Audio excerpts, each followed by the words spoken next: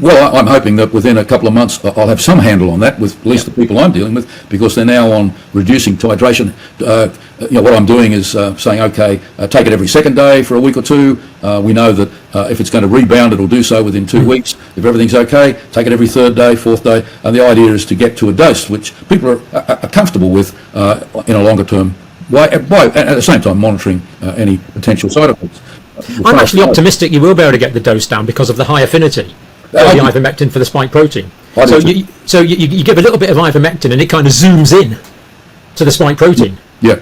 So, that's a very good point. I must go back to my colleagues in America and say, we know about the affinity. What's the duration? What's the duration of binding? Yeah. Good point. But the trouble is, we're probably going to need to keep giving it on a regular basis because the ivermectin is clogging up the spike protein. I mean, are we optimistic that the ivermectin could have some intracellular effect in reducing spike protein production, or is that too much to ask? I think this was going way back to the early days in 2021 when a number of sites, and this is the great advantage of these protecting type substances that come from biological sources, is that they're there to completely natural bacterial products. That's right. They're there to protect the microbe or the plant cell, and what they do is they make the cell unpopular for the virus to replicate by hitting a whole lot of different sites. And those who were critical of ivermectin said, well, what dose do you need? And it really got into a sort of a bit of a bun fight. And it was only when this new data came out, people said, well, the fait accompli. But we mustn't forget that the drug does have these sites where it stops the various pathways that are highly productive of damage in different ways. If I was one of your patients, Robert, to tell you the truth, I wouldn't care a hoot about all that. All I would know is that you've given me my life back. Just because you're an independent clinician that's prepared to try a new treatment, but based on decades of experience, based on the knowledge that you're dealing with a very safe drug. Yeah, I think this gets to a point that's very close to my heart. And what broke my heart in my country, when the disease arrived back in early 2020. 2020. Got to get my centuries right. I have that problem all the time. I could not use a drug that I've been using for 50 years. I won't mention its name, you'll never get published. Now, which works. No, I think we can say hydroxychloroquine these days. I take it myself. It's a terrific drug. There's the drug that, as one of the most senior doctors, quite honestly, in Australia, you've been prescribing that for 50 years, and then someone tells me in some government office somewhere comes and says, no, doctor, I know better. 50 years experience, put.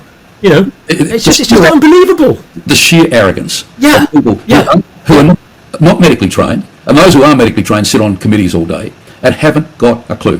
It's like being on a flight, barging into the cockpit, saying to the pilot, no, you press that button, then you do that one, then you pull the stick that way. Yeah. Trust me, I know these things because I know nothing. Yeah. I mean, it's madness. Let's be careful we don't get too carried away, because there are some crazy people around to do crazy things. What I'm saying is that there is. And we made this point the other day, that I'm an immunologist and I look at the mechanism of a disease, and so I'm trying to design in every patient's different, and they require a different approach. And so constantly, clinical immunologists are looking at what is going wrong in this patient as a process, and how can we change that for the betterment of the patient. Now, no one's done a randomised controlled trial costing £50 million or dollars to prove that. No one ever will, because these drugs are repurposed drugs. They're out of. No one's making any money out of them. Ivermectin's the same, and so the big pharma companies hate people like me. Probably hate people like you too, John. And I think we're both on a list somewhere, Robert. Maybe they think that I'm too old or something like that. But the bottom line is that experienced doctors every day use repurposed drugs, trying to make a difference to people who are suffering from a range of illnesses that the classic drugs are not helping. These repurposed drugs that come from plant and biological sources have been around for billions of years. We know their safety profile pretty much. We know what they do and how they work. I've been using hydroxychloroquine. It's written something like 25,000 prescriptions, and I don't own a share in the company. I don't even know who makes it. 25,000. And many of these people, well, I can give you an example. I can remember seeing a couple of patients that had a condition called sarcoidosis, and they were going nowhere. And I said, well, look, this I think is the process.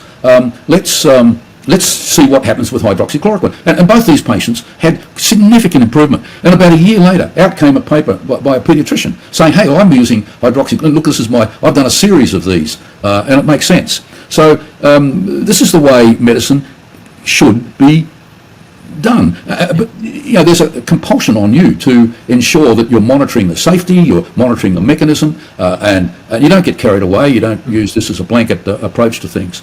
But that's certainly the way I've practiced medicine for all my working 50 years. What we've just done is we've postulated a hypothesis, and a hypothesis is a testable statement. This could be tested, and in our views, of course, should be tested. And it's up to doctors and maybe university departments around the world to take this up and start testing it in their own patients, using their own clinical judgment. Well, the reason you're saying that, John, is so important. The big hospitals now have long COVID clinics with long lists of people in them. People can't get into them. I hear stories from all sorts of sources about how. But when you go to the clinic, what do? At the moment, basically nothing.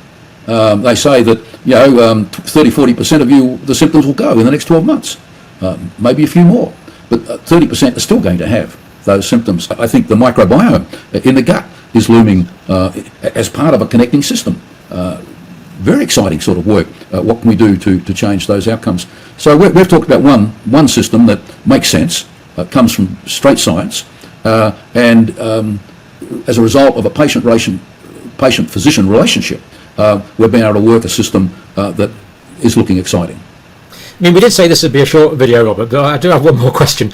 Given that idea, do you think there's a role for your oral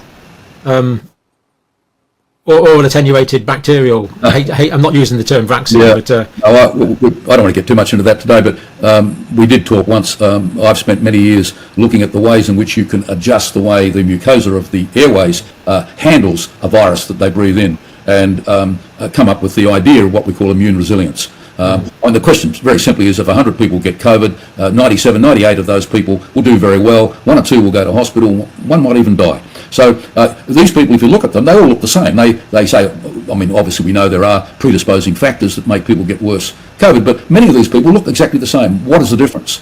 And the main difference is the way in which that virus is handled.